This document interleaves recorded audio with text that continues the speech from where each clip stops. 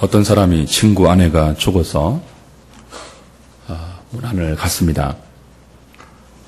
근데 같이 간 친구가 그렇게 많이 울더래요.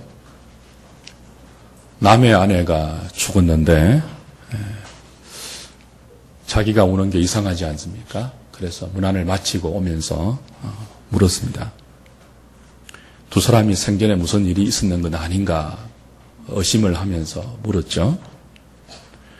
아니, 남의 마누라가 죽었는데 왜 네가 울어? 이렇게 물었더니 그 친구가 이렇게 대답하더래요. 우리 마누라는 아직 안 죽었잖아. 무슨 말씀인지 모르시는 분들이 있죠. 사는 게 쉬운 일이 아닙니다.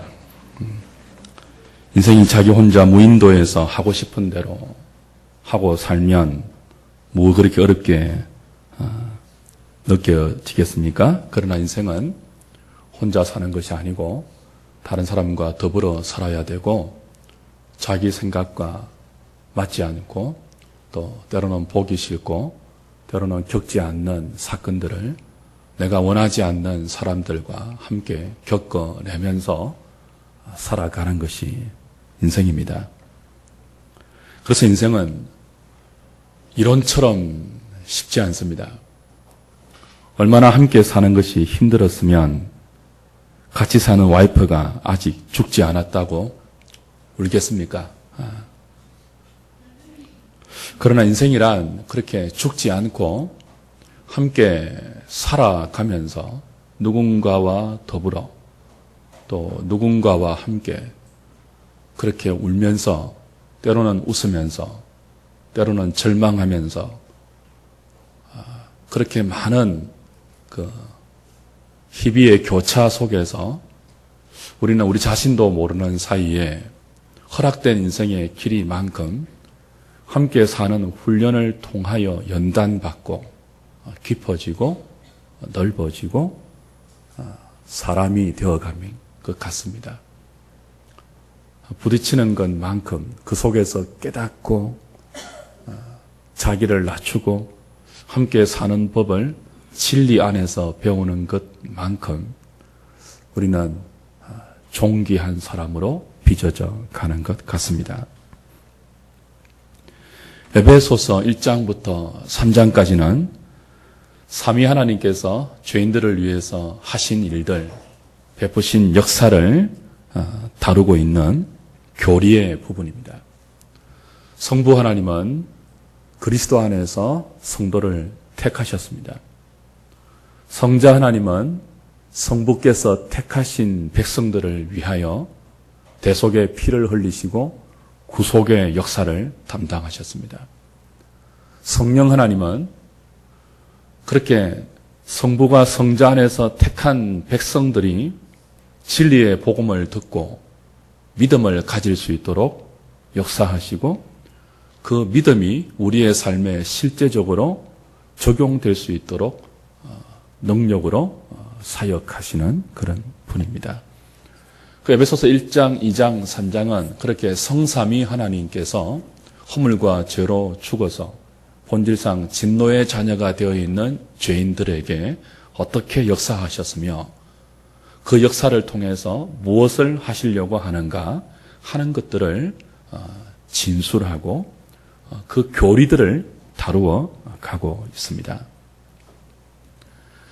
하나님께서 이렇게 죄인들을 부르신 목적이 1장, 2장, 3장에 반복적으로 나오는데요. 거룩하고 험이 없는 하나님의 자녀 만들기 위해서입니다.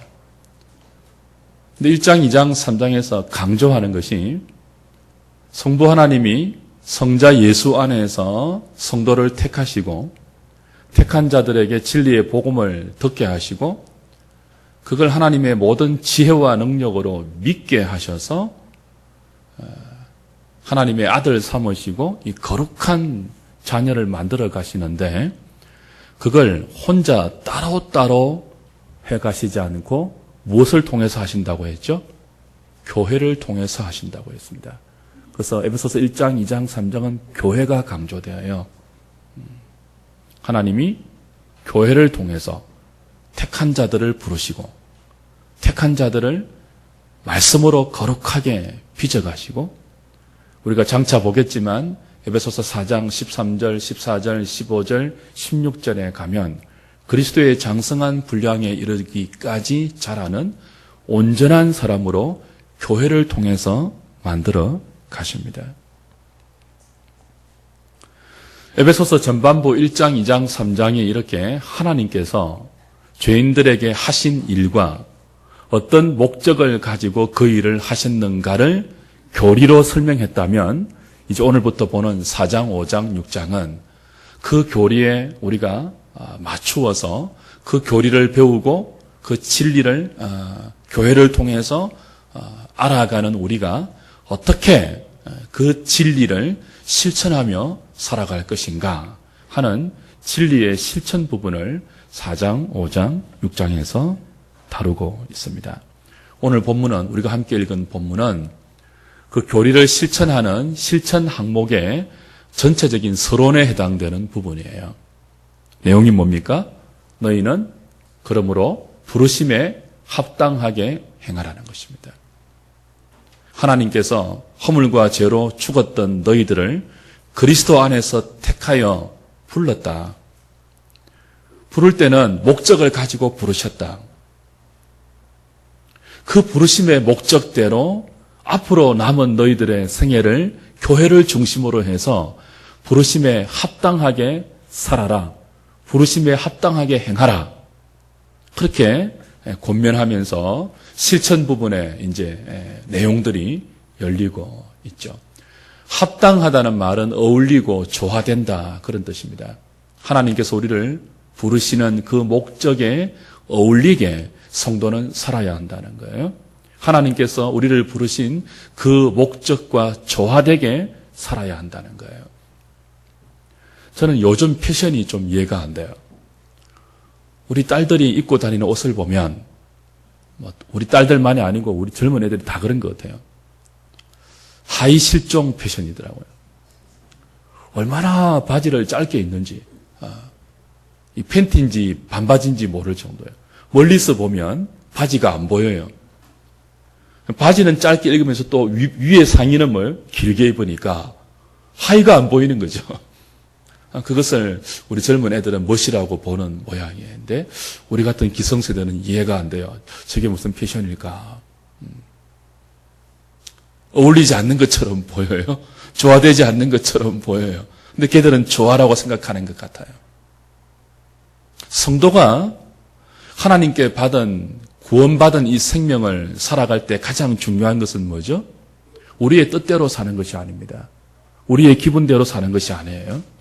세상이 부추기는 대로 사는 것도 아니에요.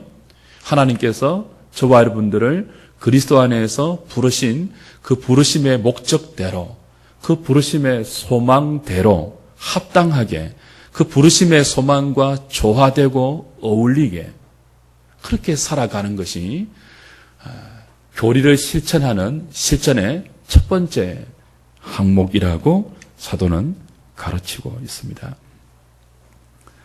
그렇다면 우리가 하나님께서 우리를 어떻게 부르셨는지를 아는 것이 중요하겠죠. 에베소서 1장 18절 이하에서는 이것을 아는 것이 얼마나 중요한지 사도는 기도까지 했습니다. 너희 마음 눈이 밝아져서 하나님께서 너희를 부르신 부르심의 소망이 어떠한지를 너희가 알기를 원한다 그랬어요. 그래서 저와 여러분들이 매일매일 배우고 확인하면서 그것에 어울리고 조화되게 살아야 할 것이 바로 부르심의 소망이에요. 하나님께서 나를 왜 불렀는가? 교회라는 뜻이 무엇이었습니까? 에클레시아? 불러냄을 받은 자, 그런 뜻이에요. 교회가 어떤 뜻이라고요? 불러냄을 받은 자예요. 죄와 허물 가운데서 하나님이 택한 백성들을 불러내어서 교회를 만들었어요. 그리스도의 몸인 교회를 만들었어요. 그리고 말씀하죠. 너희를 부르신 부르심의 소망과 조화되고 어울리게 너희들에게 부여된 남은 생을 사는 것이 너무나 중요하다. 그래서 오늘 4절에도 몸이 하나요 성령도 한 분이시니 이와 같이 너희가 부르심의 한 소망 안에서 부르심을 받았다 그래요. 부르심의 한 소망 안에서 부르심을 받았습니다. 그 소망이 무엇인지 확인하고 거기에 어울리게 사는 사람들이 성도들입니다. 성경 전체에 하나님께서 우리를 부르신 목적이 자세하게 나와 있는데 그 전체를 오늘 다 볼 수는 없고 에베소서를 통해서만 하나님이 왜 우리를 불렀는지를 다시 한번 잠시 복습하면요. 1장 4절에서는 왜 우리를 불렀다고 했습니까? 1장 4절 읽어볼까요? 시작. 곧 창세전에 그리스도 안에서 우리를 택하사 우리로 사랑 안에서 그 앞에 거룩하고 험이 없게 하시려고. 우리를 택하고 우리를 부르신 이유는 거룩하고 험이 없게 하시려고 불렀어요. 1장 6절 보십시오. 이는 그가 사랑하시는 자 안에서 우리에게 거저 주시는 바 그의 은혜의 영광을 찬송하게 하려는 것이라. 은혜의 영광을 찬송하는 삶을 살도록 우리를 죄와 허물 가운데 하나님의 능력과 지혜로 부르셨어요. 그리고 2장 10절을 보십시오. 2장 10절. 우리는 그가 만드신 바라, 그가 지으신 바라, 그리스도 예수 안에서 선한 일을 위하여 지으심을 받은 자니. 그리스도 예수 안에서 선한 일을 행하며 살도록 우리는 불러냄을 받았습니다. 그리고 이것을 위해서 거룩하고 험이 없는 삶을 살기 위해서 하나님의 은혜의 영광을 찬미하기 위해서 그리스도 안에서 선한 일을 행하는 백성 되기 위해서 부름을 받아 4장 13절, 14절, 15절, 16절에 보면 이 일에 그리스도의 장성한 분량이 충만한 데까지 자라나는 목적을 가지고 교회로 부름받았어요. 즉 성도는 그리스도 안에서 거룩하고 험이 없고 선한 일을 하기 위해서 그리스도의 몸으로 부름받아서 머리 대신 그리스도의 분량까지 자라기 위하여 우리의 삶을 교회로 묶어 놓았습니다. 그걸 알고 교회 중심으로 부르심에 합당하게 살아가라는 거예요. 여러분의 생애의 목표가 더 부자가 되고 더 유명해지는 것이 아니고 부르심에 합당하게 사는 것이 되어야 합니다. 그래서 교회는 성도들에게 이걸 가르치는 공동체예요. 어떻게 하든지 여러분은 남은 생애를 하나님이 여러분을 부르시는 뜻대로 사십시오. 그것과 조화되게 사십시오. 그것과 어울리게 사십시오. 그걸 부지런히 가르치고 그걸 행할 수 있도록 그것이 어린아이 수준에 머물지 아니하고 그 부르심에 조화되고 어울리는 삶이 온전한 분량에 충만할 수 있도록 하나님은 교회 가운데 은사를 주시고 직분을 주셔서 바로 그 일을 하나님의 모든 능력과 지혜를 동원해서 하고 계시는 것입니다. 그것을 위해서 성삼위 하나님은 믿는 자들이 복음을 듣고 예수를 믿음으로 영접하는 순간 우리에게 동일한 이 소망을 주셨어요. 성령께서 동일한 믿음을 주셨어요. 한 소망과 한 믿음을 주셨어요. 동일한 세례를 통해서 세례는 그리스도에게 붙어 연합되는 그런 어떤 믿음의 외적인 표시죠. 성령께서 우리에게 세례를 베푸심으로 우리는 그리스도와 한 몸이 되어서 그리스도가 우리를 부르신 부르심의 목적대로 우리의 남은 생애를 동일한 소망을 가지고 한 지체가 되었습니다. 교회는 그런 공동체예요.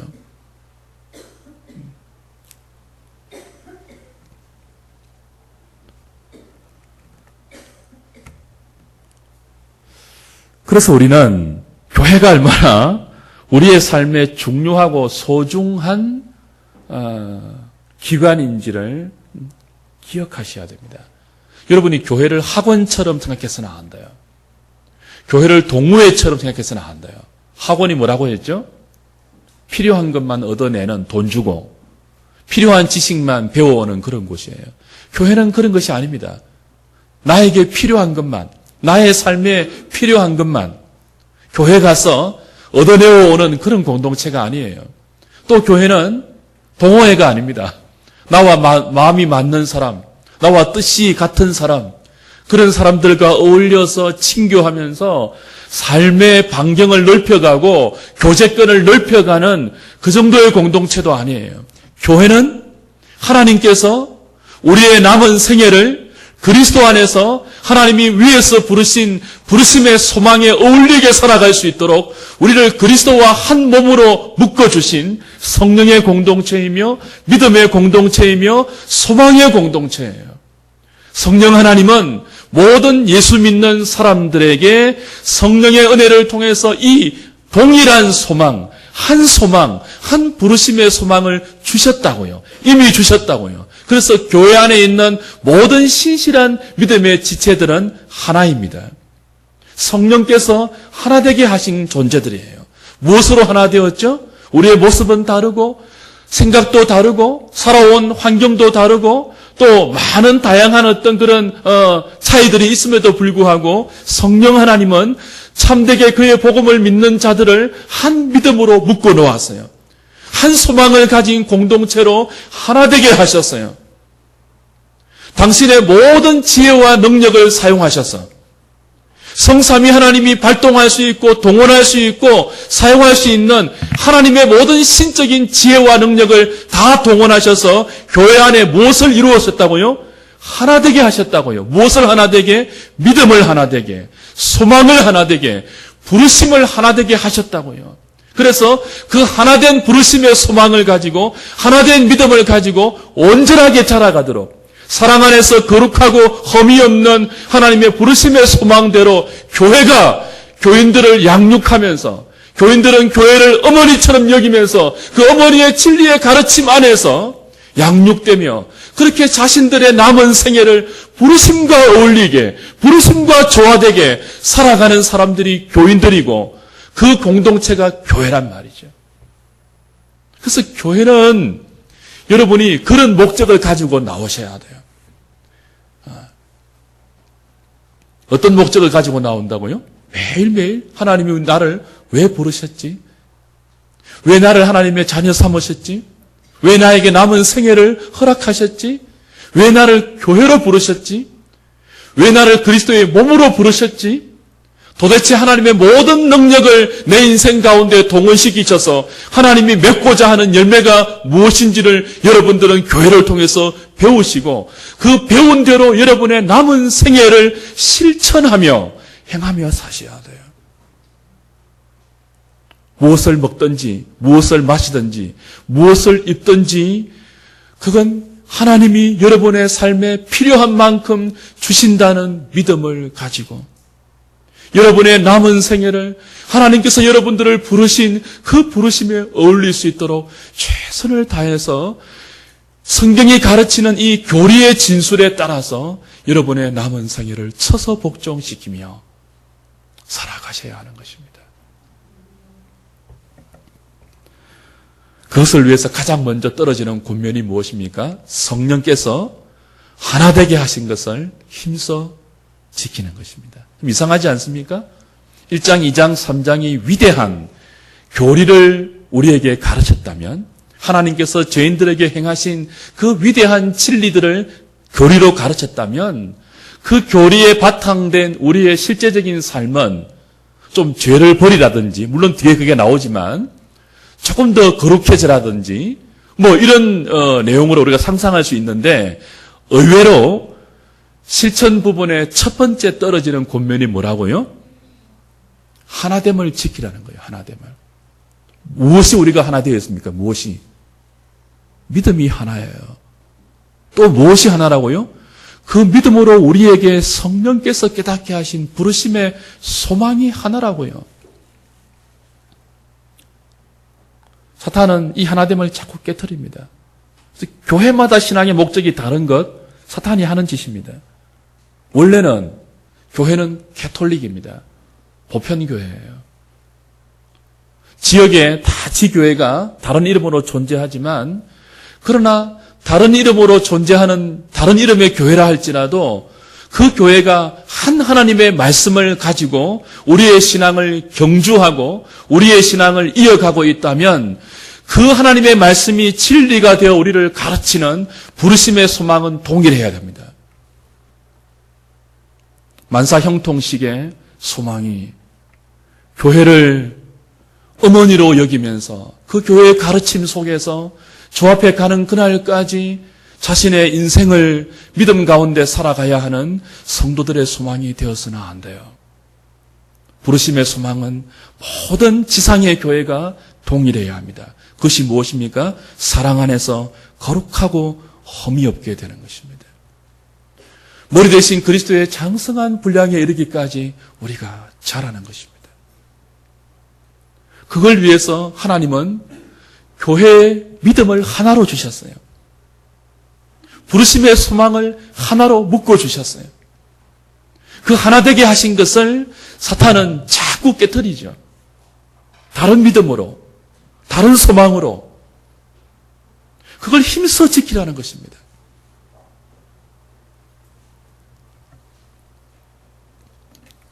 성령께서 하나 되게 하신 이 하나됨을 힘써 지키는 것이 부르심에 어울리게 사는 우리의 첫 번째 실천 항목입니다.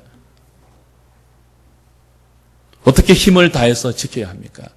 힘써 지켜야 돼요. 그냥 지키는 정도가 아니고 힘써 지켜야 하는 것입니다.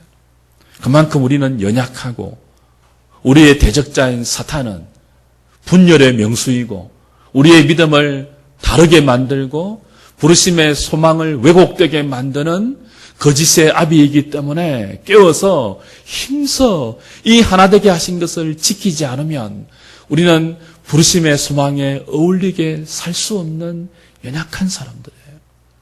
힘써 하나됨을 지킬 때 가장 먼저 따라 나오는 실제적인 권면이 뭐죠? 모든 겸손으로 하라는 것입니다. 모든 겸손과 온유와 오래 참음과 서로 사랑 안에서 용납하는 것으로 평안에 매는 줄로 성령이 하나 되게 하신 것을 힘써 지키라. 그렇게 연결되죠. 겸손이 없이는 성령께서 교회의 교인들을 한 믿음으로, 한 부르심의 소망으로 하나 되게 하신 것을 지킬 수가 없어요. 첫 번째 무엇이 필요하다고요? 모든 겸손이에요. 겸손. 교회는 무엇을 배우는 거예요? 겸손을 배우는 공동체예요. 요즘 우리 욥기 묵상하잖아요. 수요일은 또 요셉의 생애를 봅니다. 저거는 칼럼에 적었지만 오늘 욥기 묵상 본문에는 대만 사람 엘리바스라는 친구가 욥을 고난당하는 욥을 위로하러 와서는요 충고하는 내용이 나옵니다. 근데 엘리바스의 충고를 듣는 욥은 더 고통스러워집니다. 욥기의 많은 부분이 세 친구들과 욥의 논쟁을 다루고 있습니다. 근데 세 친구의 문제점이 뭡니까? 겸손하지 않는 것입니다. 겸손이 뭐예요? 내가 아는 것이 전부가 아닌 것을 인정하는 것입니다. 내 경험이 전부가 아닌 것을 인정하는 거예요. 나보다 다른 사람들이 더 많이 알 수 있고 또 그죠? 나의 경험을 초월한 하나님이 계획하고 있는 또 다른 뜻과 세계가 있다는 것을 인정하고 그것을 내 삶의 모든 사건 속에서 적용시키는 것이 겸손입니다. 겸손이 있어야지 성령께서 하나 되게 하신 교회 공동체의 한 믿음, 한 부르심의 소망을 지킬 수가 있습니다. 욥의 친구들은 겸손하지 못했어요. 그들은 자신들이 하나님인 것처럼 욥의 고난을 자신의 신학과 자신의 경험으로 판단해서 충고합니다. 죄 없이 망한 자가 어디 있느냐? 네가 재산을 다 잃고 자식을 다 잃고 몸이 병들어서 와이프까지 너를 그렇게 공격하고 있는 이 현실은 그냥 온 게 아니지 않느냐. 농사가 씨를 뿌린 대로 거두는 것처럼 네가 지금 네 인생에서 맛보는 고난은 네가 뿌린 죄의 결과 아니겠느냐. 네가 남들을 그렇게 충고해놓고 왜 네 자신에게는 그렇게 적용하지 못하느냐. 어리석은 욥아. 엘리바스가 그렇게 충고했단 말이에요. 여러분, 이 겸손하지 못한 충고는 절대로 그 사람과 나를 하나 되게 하지 못합니다. 엘리바스의 말이 틀린 말이 없는 것처럼 보여요. 그런데 듣는 사람이 기분 나빠요. 욥의 고통은 엘리바스의 좋은 만큼 더 배가 됩니다. 틀리지 않는 말 같은데 이상하게 기분 나빠요. 더 아파요. 더 힘들어요. 그 사람의 말을 들으면 뭔가 소망이 생기고 위로가 되는 것이 아니고 맞는 말 같은데 더 쓰리고 더 아프고 더 고통스러워요. 왜 그런 줄 아십니까? 겸손하지 못해서 그래요. 자기가 다 아는 것처럼 자기 일도 아니면서 자기가 어떻게 욥의 고난의 원인을 다 알 수가 있습니까? 욥의 고난은 죄 때문에 당하는 고난이 아니잖아요. 자기 자신도 이유를 몰라서 3장에서 생일을 저주하면서 하나님께 탄식하며 항변했습니다. 그리고 하나님은 그 욥이 그렇게 까닭없는 고난 속에서 탄식하고 하나님께 항의하고 친구들과 논쟁하면서 긴 고난의 터널을 지나가면서 무엇을 얻어하십니까? 귀로 듣던 하나님을 눈으로 보는 자리까지 욥을 이끌어 가신다고요. 온전함입니다. 거룩함이에요. 성숙함이에요. 그것이 그냥 되지 않는다고요. 함께 되는데 그 함께 하는 사람이 누구예요? 자기를 너무나 힘들게 하는 친구들이란 말이에요. 겸손하지 못한 친구들. 자기의 신학과 자기의 생각과 자기의 경험으로 남의 고난을 판단해서 어줍잖게 충고하고 조언하는 그 사람들의 관계를 통해서 그들을 외면하지 않고 오랜 세월 동안 함께 토론하고 함께 논쟁하고 그러면서 그는 마침내 귀로만 듣던 하나님을 가장 가까이 눈으로 보는 자리에서 하나님을 더 깊이 알아가는 온전한 사람으로 자라게 되죠. 부르심의 소망에 어울리게 사는 것은 절대로 그냥 되지 않습니다. 여러분 인생을 사시면 이제 여러분이 몸으로 체득하시잖아요. 행복은 잠깐 지나가는 감정이에요. 오히려 인생의 대부분의 순간들은요. 고난과 이해할 수 없는 번민들과 잠 못 이루는 밤들로 연속되지 않던가요? 그 속에서 성도들은 까닭이 있는 신앙에서 까닭 없이 하나님을 경외하는 신앙으로 자기도 모르는 사이에 성숙해지고 온전해진다고요. 함께하는 삶을 통해서 고난도 함께하고 부딪히기 싫은 사람과도 함께하고 빨리 죽지 않는 와이프와도 오래 살면서 여러분 교회 안에 얼마나 보기 싫은 사람 많습니까? 하나님의 의도입니다. 하나님의 작품이에요. 그거 없이는 우리가 겸손해지지 않습니다. 그거 부딪히지 않고는요. 절대로 우리가 하나님을 눈으로 보는 자리로 성숙해가지 못해요. 거룩하고 흠이 없는 자리로 자라지 못해요. 저와 여러분들이 남은 생에 교회 공동체에서 신앙을 배우고 우리의 삶을 훈련할 때 겸손을 잘 배울 수 있으면 좋겠습니다. 특별히 사도가 이 편지를 쓰는 헬라 문화권에서는요. 겸손은 최고의 악덕이었습니다. 미덕이 아니고. 그리스 철학자 플라톤이 사주덕을 주장하지 않았습니까? 지혜라고 표현된 신중과 용기, 절제, 정의, 사주덕을 주장하면서 헬라 문화권을 용기의 문화권으로 도배해버렸죠. 그래서 그리스 문화에서는요, 용기 있는 사람이 미덕이에요. 그들이 말하는 용기는 무엇입니까? 겸손이 아닙니다. 어떤 되기 위해서 자기 주장과 자기 표현을 열정적으로 내세울 수 있는 사람. 그래서 어떻게 하든지 선두에 서는 사람. 남들보다 뛰어나기를 갈망하는 그것을 용기라고 불렀습니다. 그 그리스 문화의 용기라는 덕목에 비하면 겸손은 비굴입니다. 자기보다 남을 더 낮게 여기는, 자기가 아는 것이 전부가 아니라는 이 겸손은 그리스 문화에 비한다면 악덕이에요, 악덕. 그러나 사도는 그리스도인들에게 뭐라고 가르칩니까? 겸손을 악덕이라고 가르치는 그 문화권 속에서 너희들은 겸손이 그리스도인의 최고의 미덕인 줄 알고 모든 겸손으로 하나님께서 하나 되게 하신 우리의 믿음과 부르심의 소망을 힘써 지키라 권면하고 있는 거죠. 두 번째는 온유입니다. 모든 겸손과 더불어서 우리가 온유를 배울 때, 교회에서 온유를 훈련해 갈 때 우리는 하나 되게 하신 것을 힘써 지키면서 부르심과 조화되는 성도의 삶을 살 수 있습니다. 온유는 누차 말씀드리지만 온순한 정도가 아니죠. 온유는 길들여지는 것이라고 했습니다. 저와 여러분들은 야생마처럼 욕심과 죄성이 펄펄 살아있는 사람들이었어요.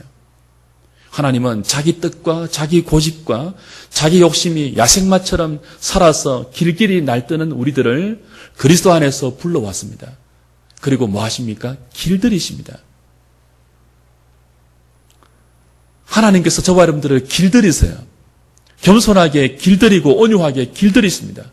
우리의 죄성을 말씀으로 다 꺾어놓게 만드시고 무엇을 하든지 어디에 있든지 하나님의 뜻에 우리의 삶을 맡기면서 하나님 우리를 순경으로 인도하든지 역경으로 인도하든지 우리의 삶에 보기 싫은 사람을 만나든지 보기 좋은 사람을 만나든지 그 모든 것들을 하나님께 맡기면서 우리의 감정대로 행하지 않는 하나님의 말씀에 길들여지도록 우리를 온유하게 만들어 가십니다. 그 훈련 장소가 어디라고요? 교회입니다. 교회. 그래서 교회는 학원처럼 다녀서는 안 돼요. 교회는 쇼핑하는 식으로 다녀서는 안 돼요.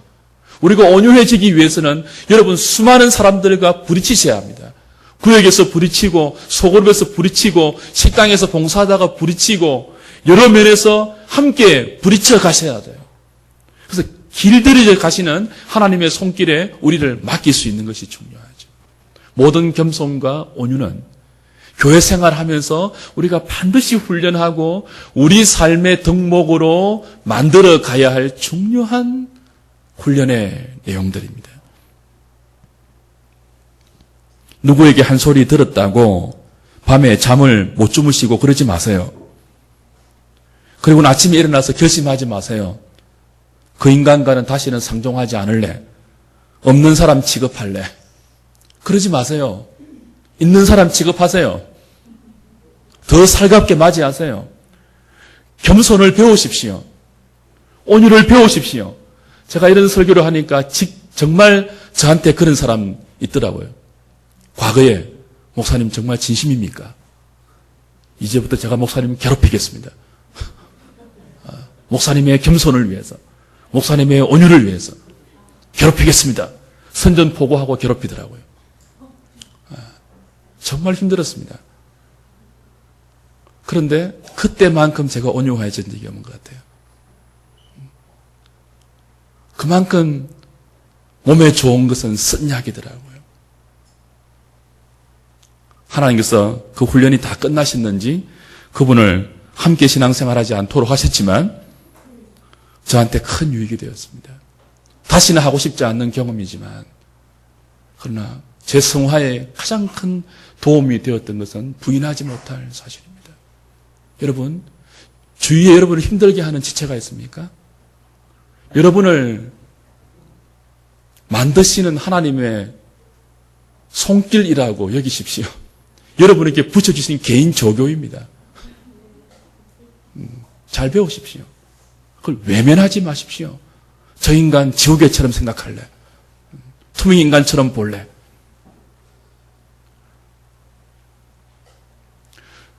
그러면 교회는 이제 찬바람이 사늘하게 부는 거예요. 찬바람이 사늘하게. 우리는 깊어지지도 못하고요. 넓어지지도 못하고요. 겸손해지지도 못하고요. 온유해지지도 못하면서 성령께서 한 믿음으로 부르심의 소망을 향하여 거룩하게 진전하라고 가르치는 그 가르침에 부합되지 못한 채 자기 필요만 채우는 학원식의 신앙과 그 속에서 마음에 맞는 사람들과만 어울리면서 취미생활 하듯이 교회를 동호회에 참여하는 식으로 참여할 수 있는 위험에 빠질 수 있습니다. 제발 그러지 마십시오. 깊이 구역 모임에 참여하십시오. 남전도회, 여전도회 모임에 참여하십시오. 소그림 모임에 참여하십시오. 이런 사람 저런 사람과 다 그냥 어울려서 겸손을 훈련하시고 온유를 훈련하십시오. 따라 나오는 것이 무엇입니까? 오래 참음이죠. 오래 참음을 배우고 사랑 가운데 용납하는 것. 그래서 우리는 교회에서 인간이 그렇게 짧은 시간에 변하지 않는 것을 배웁니다. 변하지 않기 때문에 오래 참으면서 용납하는 법을 배워요. 남편과 아내도 서로를 잘 변화시키지 못하는데 우리가 어떻게 남을 나의 한마디 말로 변화시킬 수 있겠습니까? 저도 30대에는요 그런 착각을 했습니다. 제가 가르치는 진리의 말씀으로 사람들을 변화시키려고 했던 것 같아요. 큰 교만입니다. 큰 착각이었죠. 우리의 말로, 우리가 깨달은 진리로, 우리의 힘으로, 우리의 설득으로 사람들을 변화시키지 못합니다. 자기 자식도 그렇게 변화를 못 시켜요. 어머니도 못 시키는 변화를 어떻게 남이 시킵니까? 그것을 알 때 오래 참음이 가능합니다. 오래 참음은 인간의 속성을 깊이 이해할 때 가능하죠. 여러분, 우리 안에 무엇이 있다고 했죠? 동물 농장이 있다고요. 우리 안에 각종 동물이 있잖아요. 사자 발톱, 곰 이빨, 숨겨놓았다가 필요할 때마다 다 나오잖아요. 또 어떤 사람 안에 뭐가 있다고 했죠? 주라기 공원이 있다고 했죠. 온갖 시대에 살았던 공룡들이 우리 안에 다 있습니다. 그 사람은 어떻게 우리의 말로 바꾸겠습니까? 그것을 알 때 하나님께 그 상대방을 맡기고 오래 참으면서 사랑 가운데 있는 모습 그대로 용납하는 수납이 가능하고 그때 비로소 성령께서 하나 되게 하신 것을 우리는 지켜갈 수 있는 것입니다.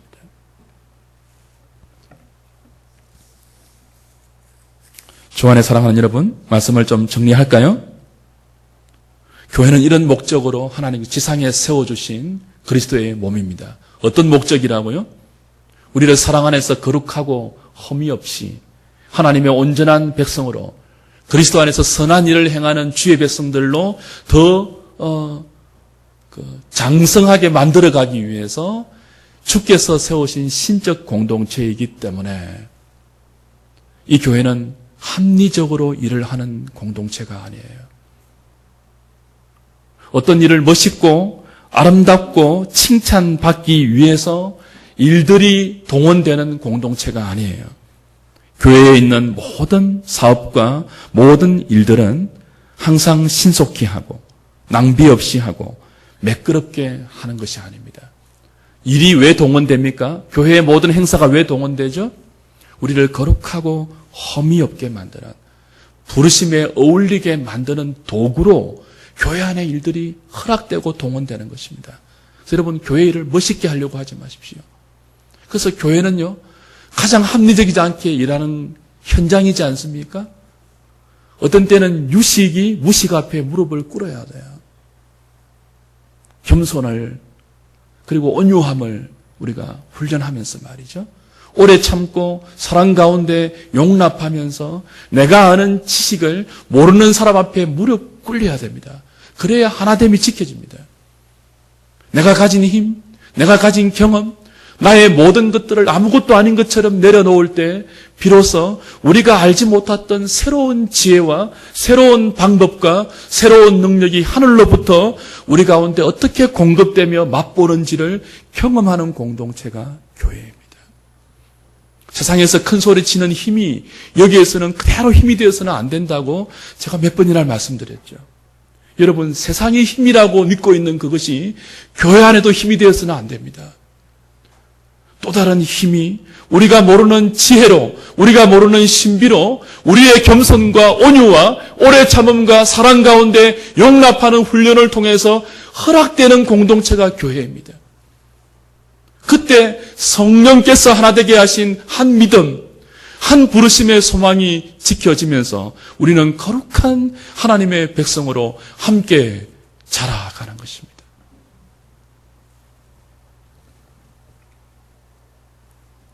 힘을 다해 사랑하는 일에 헌신할 수 있는 저와 여러분 되기를 바랍니다. 그래서 우리의 죄악된 본성들이 교회 생활을 통해서 깨트려지고 말씀 앞에 복종되는 것을 통하여 서로가 서로에게 도움이 되는 저와 여러분 되면 좋겠어요. 우리에게 외면하는 사람이 없기로 다짐합시다. 마음에 저 사람은 없애서 그런 사람들을 다시 복원하는 이 시간이 되기를 바랍니다. 주께서 우리 주신 교회의 의미를 다시 한번 기억하시면서 남은 생에 신자의 어머니 같은 교회 속에서 부르심의 소망에 어울리는 삶을 믿음으로 살아내는 저와 여러분 다 될 수 있기를 주님의 이름으로 부탁드립니다.